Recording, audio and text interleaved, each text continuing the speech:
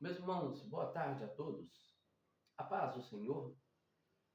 Gostaria de deixar uma mensagem aqui com vocês, uma mensagem de reflexão, uma mensagem de confrontamento. E o grande intuito dessa mensagem é de trazer no seu coração um vigor espiritual. Eu convido você a abrir o texto da palavra de Deus no livro de 2 Samuel, no capítulo 19. Nós vamos ler a partir do verso de número 29, a partir do número 24. Verso 24 até o 30, que diz assim: E também Mefibosete, filho de Saul, desceu ao encontro com o rei, e não tinha lavado os pés, e nem tinha feito a barba, nem tinha lavado as suas vestes, desde o dia em que o rei tinha saído até o dia em que o rei voltou em paz. E sucedeu que, vindo ele a Jerusalém, encontrar-se com o rei, disse o rei: Por que não foste comigo, Mefibosete? E disse ele: Ó rei meu, o seu servo me enganou, porque o teu servo dizia: Abatarei um jumento, e nele montarei, e irei com o rei, pois o teu servo é coxo. Demais disso, falsamente acusou o teu servo diante do rei, meu senhor, porém, meu senhor, é como um anjo de Deus.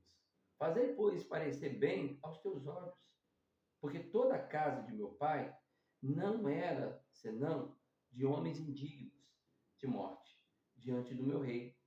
O Senhor, contudo, puseste o teu servo entre os que comem na tua mesa, e que mais direito tenho eu de clamar ao rei? E disse o rei: Por que ainda falas dos teus negócios? E já disse tu, e disse eu: Tu, Zimba, repartireis as terras, tu e Zimbas repartirás as terras. E disse Mefibosete ao rei: Tome ele também tudo o que tens, pois já veio o rei, meu senhor, em paz em sua casa. O tema dessa mensagem que eu quero trazer para vocês aqui é exatamente o dilema de Mefibosete. Ou podemos dizer também o dilema da nossa vida. Vocês bem sabem que Davi quis usar de benevolência para a casa de Saul. E isso está registrado no capítulo 9 de 2 Samuel. Davi lhe pergunta se havia alguém da casa de Saul que ainda estava vivo. E ali os seus servos, lembrando que havia Zimba, ele manda chamar Zimba. E ele pede que Zimba, ele pergunta a Zimba, que Zimba exatamente trabalhava para a casa de Saul, para a família de Saul, pergunta para Zimba se havia alguém da casa de Saul para quem ele pudesse usar de benevolência. E Zimba diz: ainda há um homem chamado Mefibosete, filho de Jonathan, neto de Saul. Eu creio, meus irmãos, que naquele momento houve uma grande alegria no coração de Davi. Houve uma grande satisfação no coração de Davi. Porque Davi, ele mesmo que sabendo que Saul havia perseguido e queria o matá-lo, mas Davi ele tinha uma amizade eterna com Jonathan. Davi ele tinha um grande apreço por Jonathan. Jonathan foi um dos melhores amigos de Davi na sua trajetória. Havia uma alegria naquele coração, porque havia um filho de Jonathan, a qual eu poderia usar de benevolência, eu podia usar de apreço, podia usar de bonança com aquele filho dele. Então, Davi agora ele dá uma ordem que buscasse Mefibosete. O texto nos diz que Mefibosete habitava numa cidade chamada Lodebar, e ele estava morando na casa de Maqui. Mas Mefibosete ele tinha uma deficiência, ele era coxo, porque ele havia caído dos braços de sua ama e quebrado as pernas. Ele era coxo, era impossibilitado de andar. A primeira coisa que nós podemos ver aqui, meus queridos, que Mefibosete ele vivia uma vida deplorável. Porque a cidade de Lodebar era uma cidade que era aquém da sociedade naquela época.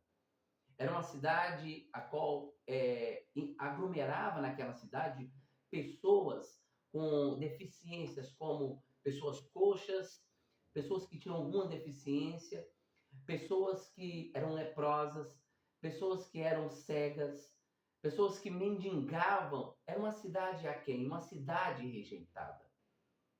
E Lodebar significa exatamente um lugar de silêncio, um lugar sem palavras. Porque muitas pessoas que habitavam naquele lugar não tinham vozes, não se ouvia as vozes daquelas pessoas, elas não poderiam falar alguma coisa. Eram pessoas extremamente rejeitadas, extremamente lançadas ao reléu. E Mefibosete vivia exatamente na casa de Maqui. A palavra Maqui aqui no hebraico significa casa de vender ou casa de dívida. E Mefibosete vivia uma vida literalmente deplorável, porque era coxo e não era impossibilitado de andar. Quando olho para Mefibosete, eu olho exatamente para a minha vida. Eu olho literalmente para a sua vida. Quando nós não conhecíamos ao Senhor, observe uma coisa, preste atenção. Quando nós não conhecíamos ao Senhor, nós vivíamos uma vida depravada e deplorável. Era uma vida aquém da sociedade. Nós vivíamos numa cidade que era este mundo deplorável, que nos deixa aquém exatamente de Deus. Nós éramos coxos porque andávamos nos nossos próprios caminhos, nas nossas próprias rotas, nossos próprios trilhos. E nós tínhamos uma dívida imensurável do pecado. Nós éramos totalmente devedores do pecado. E nós merecíamos literalmente a morte. Mas observe que quando Zimba ele chega na casa de Mefibosete e dá a notícia a Mefibosete para que Mefibosete ele poderia que ele estava sendo convocado por Davi para estar diante de Davi no seu reino, Mefibosete naquela hora ele entra em alto desespero. Ele entra num desespero total naquela hora. Porque o que se dizia na lei monarca, que todos aqueles sucessores que ainda estavam vivos, se visse um reino atual e ainda havia sucessores, todos aqueles sucessores literalmente poderiam ser exterminados pelo reino atual. Então, literalmente, Mefibosete entra em desespero naquela hora.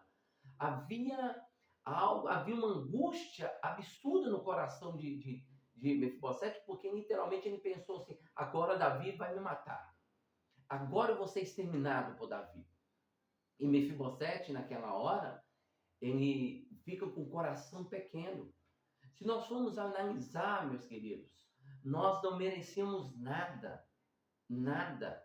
A única coisa que nós merecemos, como homens, como pecadores, é o inferno.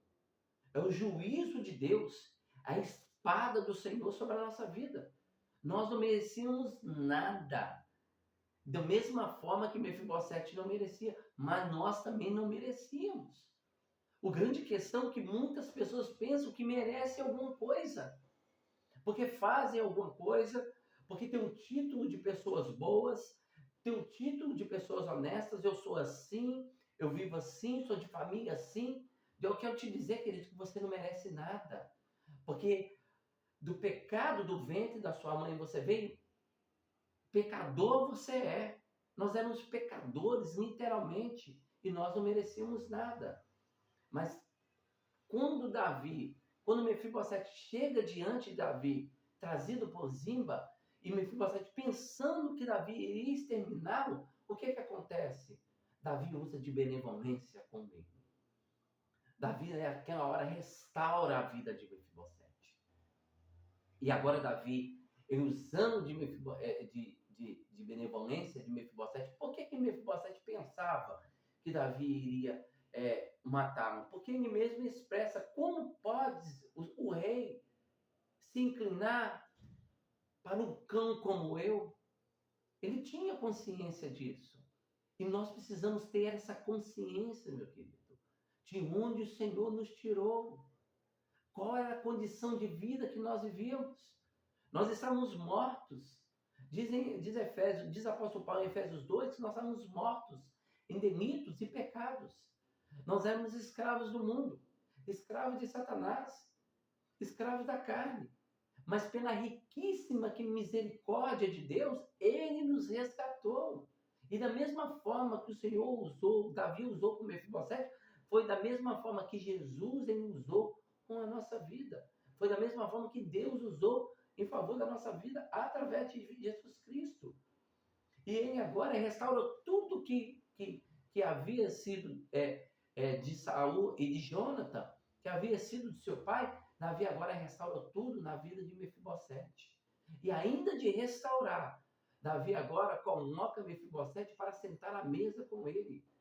Para que sentar à mesa com os seus filhos, com os seus conselheiros, em tudo aquilo que podia ser feito, comer o pão com ele, se alimentar com ele, porque Mefibosete agora estaria próximo a Davi.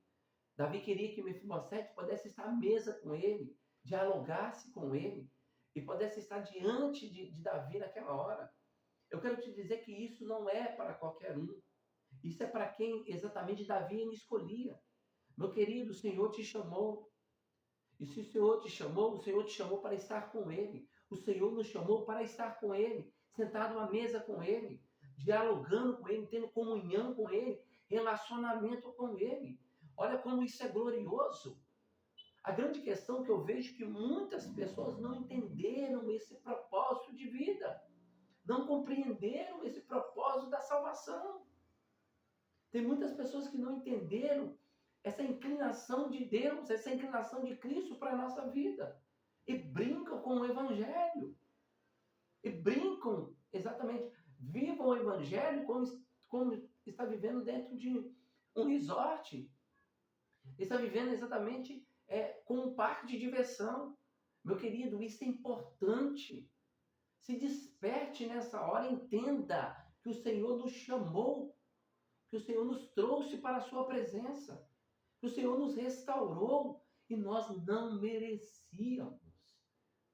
Mas observe comigo que após esse período aqui, esse período que Mefibosete vem diante de Davi, Davi vai viver uma crise no seu reinado. E qual é a crise que Davi vai viver no seu reinado? Agora, Absalão, seu filho, vai querer usurpar o seu reino. E agora ele começa a estar contra Davi. E Davi, ele toma uma decisão. Quando Davi ele toma uma decisão, ele toma a decisão de sair de Jerusalém. De sair agora do reino. Ele não queria um confronto com o seu filho. Nós sabemos muito bem, meus irmãos, a grande dificuldade, o grande problema de Davi com sua família. Esse é um outro assunto que nós devemos entrar. Não é esse assunto que eu quero entrar. Mas Davi ele toma uma decisão. E literalmente eu entendo que Davi não queria ter um conflito com o seu filho. Ele não queria ter um conflito com Absalão. Mas que o Senhor pudesse exatamente tomar conta da vida de Absalão. E Davi agora ele se retira. E no momento que Davi ele se retira, Zimba, que era o mordomo de Mefibosete, que estava ali cuidando de Mefibosete, ele deixa Mefibosete e vai de encontro a Davi. No capítulo 16, vai dizer que Zimba, ele prepara um animal, ali ele prepara pão, ele prepara vinho, e leva para Davi como suprimentos para a sua viagem, para a sua trajetória. Quando ele chega diante de Davi, ele diz assim: Davi, aqui tem suprimentos, ó rei. Tem pão, tem vinho, para que na sua trajetória, na sua caminhada, você possa ter recursos aqui. Mas Davi pergunta para o Mefibosete. E naquele momento, Zimba, o seu mordomo, ele usa de uma grande falha contra Mefibosete. Ele engana ele usurpa, ele diz assim para Davi, Mefibosete tomou uma decisão, ó rei. Ele ia ficar ali no reino para tomar o reino exatamente para a sua família. E naquele momento que ele ouve aquele de Zimba, Davi, ele foi enganado por Zimba, Davi, ele toma outra decisão. Ele dá as terras de Mefibosete para Zimba, sendo enganado por Zimba naquela hora. E naquele momento, Davi, ele vai para a sua trajetória. Mas agora Davi, ele retorna. Absalão havia morrido. Ele havia lamentado pela morte do seu filho. Então, Davi, ele retorna para a sua casa em Jerusalém. E quando ele retorna para a casa em Jerusalém, ele encontra Mefibosete. Ele encontra Mefibosete. E quando ele encontra Mefibosete, meus queridos, ele encontra Mefibosete com os pés, no verso 24, ele encontra Mefibosete com os pés sujos, com a barba grande, com as vestes sujas, como estava abandonado desde o dia que Davi saiu da casa até o retorno de Davi. E sabe o que nos diz isso, meus irmãos? Aqui nos fala exatamente quando o homem ele está dependendo de outro homem. Quando nós dependemos de homens, nós somos enganados, nós somos usurpados. Quando nós dependemos do homem. Quando nós dependemos do homem, meus queridos, literalmente é como Mefibosete. Ele está abandonado naquela hora. Os seus pés estão sujos, suas vestes estão sujas. A sua barba está grande. Porque ainda, quando na saída de Davi, Mefibosete dependeu da vida de Simba. Mas quando nós dependemos do Senhor, a nossa vida é restaurada. Nós somos colocados à mesa. Eu quero abrir um parênteses aqui muito interessante. Sabe por quê? Porque muitos nessa hora estão abandonados. Muitos nessa hora estão vivendo dilemas de angústias, tristezas, abandono. Estão, às vezes, se lamentando nas dificuldades, nas provações. E acham que foi abandonado por Deus. Eu quero te dizer que por Deus você não foi abandonado. É porque muitas vezes você dependeu do homem. Você dependeu dos recursos do homem, dos recursos deste mundo. E acham que estão abandonados por Deus. Eu quero te dizer que não, querido. Quando o Senhor não nos abandona. Jamais o Senhor nos abandonou. Quem nos abandona é o homem. Lá na frente, Davi perguntou para Mefibosete. E ele foi enganado por Zimba. Mefibosete não foi abandonado por Davi, mas foi abandonado por Zimba. Deus, ele não nos abandona. Seja em que você pode passar. Se você foi fiel ao Senhor, se você foi literalmente servo do Senhor, se você viveu para o Senhor não te abandona. Não importa se é enfermidade, não importa se você está vivendo uma vida financeira, se você está passando uma dificuldade financeira, não importa se você está passando dilemas, angústias, depressão, ansioso, se você está ansioso, você está às vezes desesperado por alguma coisa. Eu quero te dizer uma coisa: Deus, ele não nos abandona. O Senhor não nos deixa de lado. Não coloca a culpa no Senhor, porque você se inclinou em esperando alguma coisa deste mundo e no homem. Não coloca a culpa no Senhor, porque Deus não nos abandona. Na verdade, o Senhor, ele nos restaura, mas ele não nos abandona. Observe uma coisa: a alegria de Mefibosete quando Davi ele volta. Quando Davi está na casa. Sabe por quê? Porque ele sabe que Davi nunca o abandonou. E Davi agora, literalmente, ele vai conhecer a isso. No verso 25, observe uma coisa comigo também. Ele vai dizer assim: e sucedeu que vindo de Jerusalém encontrar, Davi faz uma pergunta para ele: por que não fostes comigo, Mefibosete? Por que não fostes comigo? Por que Davi pergunta isso? Uma coisa que eu quero que vocês entendam no verso 25. Davi sabia por que Mefibosete. Ele havia já entendido por que Mefibosete não havia ido com ele. Ele sabia que ele tinha sido enganado por Zimba. Mas ele queria ouvir de Mefibosete. Aqui está um ponto interessante. Muitas vezes, meus irmãos, Nós às vezes pensamos, por que o Senhor, ele já sabe do meu pecado, ele já sabe da minha transgressão, ele sabe das minhas dificuldades, mas muitas vezes o Senhor quer ouvir de você, ele quer ver o seu arrependimento, ele quer ver como que você conhece a condição que você está. Ele quer ver que você, ele quer ver através da sua boca, das suas palavras, da sua inclinação, a sua condição. E Mefibosete sabia da sua condição. E muitas vezes o Senhor quer saber de nós mesmos qual é a nossa condição, mesmo sabendo que nós somos pobres, necessitados, carentes, precisosos da bênção do Senhor, da inclinação do Senhor. Mas veja no verso 26, ele vai dizer assim, no verso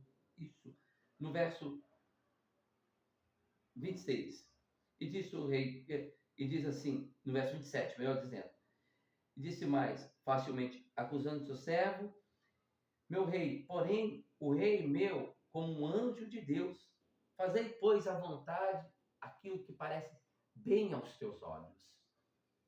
Outra coisa que Mefibosete ele nos ensina aqui é que nada que Mefibosete poderia fazer iria ajustar alguma coisa. Nada que Mefibosete poderia fazer iria adiantar alguma coisa. Porque Mefibosete sabia que a vontade dele, o querer dele, não serviria para nada. Mas Mefibosete ele coloca uma coisa aqui, que o que importava aqui era a vontade de Davi. Era o querer de Davi. Era o querer do rei. O que importava para Mefibosete era isso. Ele nos ensina uma coisa, meus irmãos. Que a nossa vontade, ela pouco importa. O nosso querer não tem nenhuma valia. O que importa na nossa vida é a vontade de Deus. O que importa na nossa vida é o que o Senhor realiza na nossa vida, porque tanto querer como realizar não pertence a nós, pertence ao Senhor. Porque a vontade do Senhor é que prevalece, não é a nossa vontade, não é o nosso querer. A grande questão é que muitos pensam que é a vontade dele que prevalece, que é o querer dele que prevalece. Meu querido, não importa o nosso querer. O nosso querer, ele não nos traz benefício algum. É aquilo quando Jesus ele entra no Getsêmani. Quando Jesus ele entra no Getsêmani, ele está vivendo a pior agonia do seu ministério e da sua existência aqui na Terra. Jesus, quando entra no Getsêmani, ele está vivendo assim o cataclisma da sua vida, do seu ministério. Porque ali, naquele momento, é exatamente o momento que Deus vai o abandonar. E ele pede ao Senhor a agonia da cruz, o desespero da cruz. Ele pede ao Senhor. O Senhor não está importando porque vai ser cuspido, vai ser colocado numa cruz, não. Mas ele está exatamente pela agonia porque o Pai vai o abandonar naquela hora.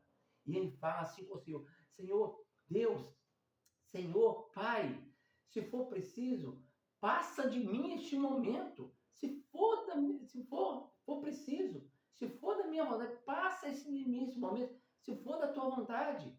Essa era a vontade de Cristo como um homem. Mas o Senhor não faz a vontade dele. Ele não faz aquilo que ele queria. Mas ele diz, mas todavia não faça a minha vontade, ó Pai. Faça a tua.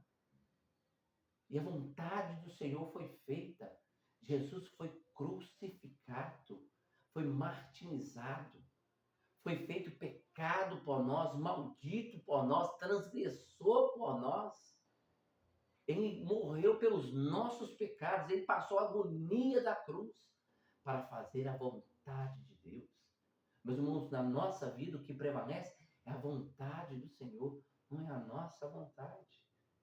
É aquilo que Paulo vai dizer em 2 Timóteo capítulo 4, verso de número 6. É um dos versículos mais extraordinários da Bíblia. Combati o bom combate, acabei a carreira, guardei a fé. Desde já A coroa da justiça já está guardada para mim. Então, Paulo, ele fazia a vontade do Senhor, não a vontade de Deus. Paulo tinha um espinho na carne. E por 3 vezes, ele pediu ao Senhor para tirar esse espinho da carne.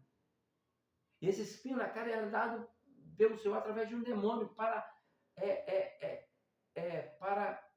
finhar Paulo naquela hora, para que Paulo não soberbesse da sua vida espiritual, da sua trajetória espiritual. E a palavra do Senhor para Paulo é essa: Paulo, a minha graça te basta, porque o meu poder é aperfeiçoado na vossa fraqueza. 2 Coríntios capítulo 12, verso 9. Então, porque Paulo, ele sabia que a vontade do Senhor aqui prevalecia. Meus irmãos, a vontade do Senhor que prevalece na nossa vida não é a sua vontade, não é o seu querer, não é aquilo que você quer que realize, não é aquilo que você quer que alcance.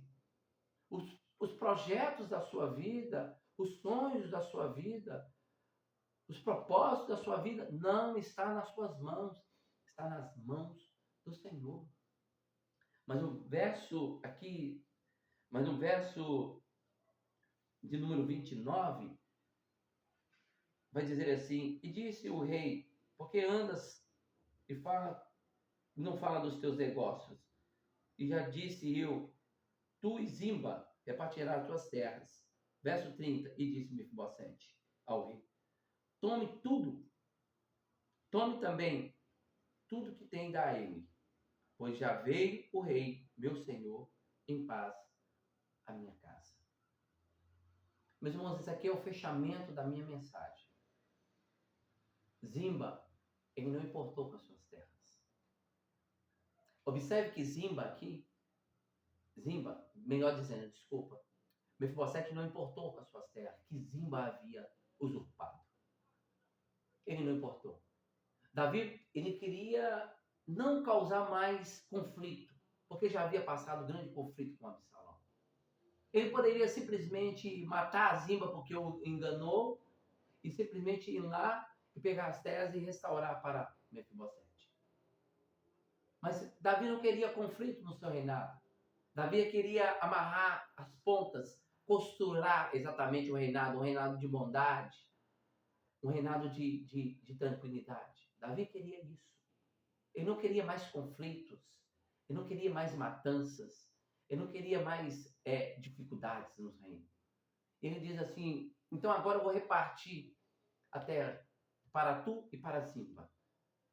E é nessa parte aqui que eu acho muito interessante, que é o ponto central da minha mensagem. Mefibosete não importou com as terras para Zimba. Dá as terras para Zimba. Dá tudo para ele. A colheita, tudo dele. O que me importa, ó rei, é que tu voltastes em paz para casa. O que Mefibosete queria, meus irmãos, era a presença de Davi.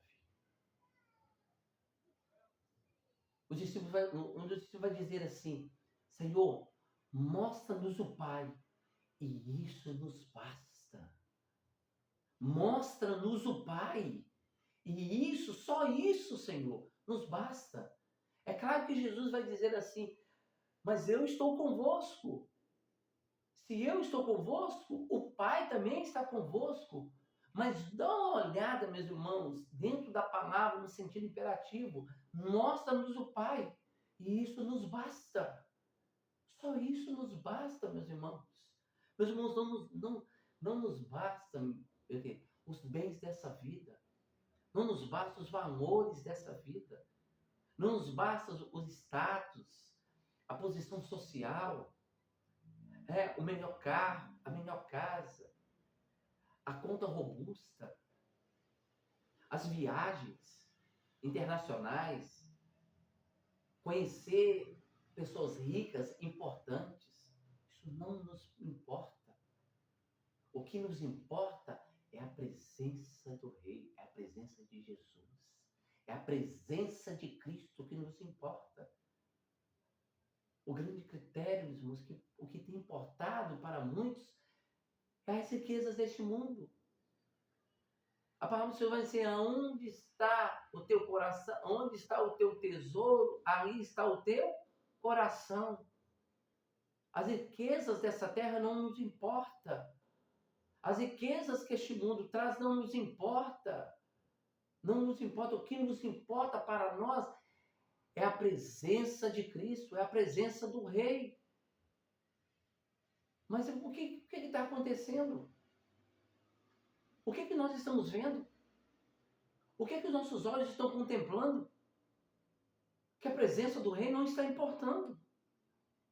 O que está importando é os bens dessa terra. Uma igreja cheia de corrupção, cheia de heresias, pessoas apostatando da fé, uma fé falsa, igrejas falsas, falsos pastores, uma igreja diluída, mundanista, antropocêntrica, onde trocaram o centro da igreja, deixou de ser Cristo, passou a ser o homem. Sabe por quê? Porque a presença do Senhor não é o que está bastando. A presença do Senhor não é... Sempre tem que ter alguma coisa. É uma igreja pragmatista, cheia de pragmatismo, cheia de métodos que tem que funcionar. E trocaram Jesus por alguma coisa. Trocaram Jesus por um homem. Sabe por quê? Porque mostra-nos o Pai. Porque isso não basta para nós. O que basta para nós é o crescimento, o enriquecimento. O que basta para nós é o arrepio. Não, meu querido. O que basta para nós é a presença do Pai. O que basta para nós é a presença de Cristo. É aquilo que Mefibosete disse. Já veio meu rei, meu senhor, em paz para a sua casa. É isso que me importa. É que o Senhor esteja na minha vida, que o Senhor esteja na minha família, que o Senhor esteja nos meus negócios, que o Senhor esteja em toda a trajetória da minha vida, que o Senhor esteja nos meus propósitos, que o Senhor esteja nos meus sonhos. É isso que importa. A palavra do Senhor nos diz assim, em Colossenses capítulo 3, verso 1 e 2. Portanto, já ressuscitou com Cristo. Buscai as coisas que estão de cima, onde Cristo está assentado à destra de Deus, e pensai nas coisas que não são de cima, mas nelas que estão na terra. Mateus capítulo 6, 19 e 21. Não acumuleis tesouros nessa terra, onde a traça e a ferrugem destrói, e onde os ladrões roubam. Onde os ladrões roubam, mas ajuntai tesouros nos céus. Ajuntai tesouros no céu, onde nem a traça e nem a ferrugem consomem, onde os ladrões não roubam e não minam e nem roubam, porque onde estiver o teu tesouro, ali também está o teu coração. Filipenses capítulo 3, verso 20. Mas a nossa cidadania está nos céus, de onde também aguardamos o Salvador, o nosso Senhor Jesus Cristo. Meus irmãos, é aonde o Senhor nos aguarda. E é aonde nós aguardamos estar com Cristo na glória. O que importa para nós é a presença de Cristo. O que importa para nós é estar com Cristo. Mostra-nos o Pai. E isso nos basta. Que Deus abençoe a todos, em nome de Jesus.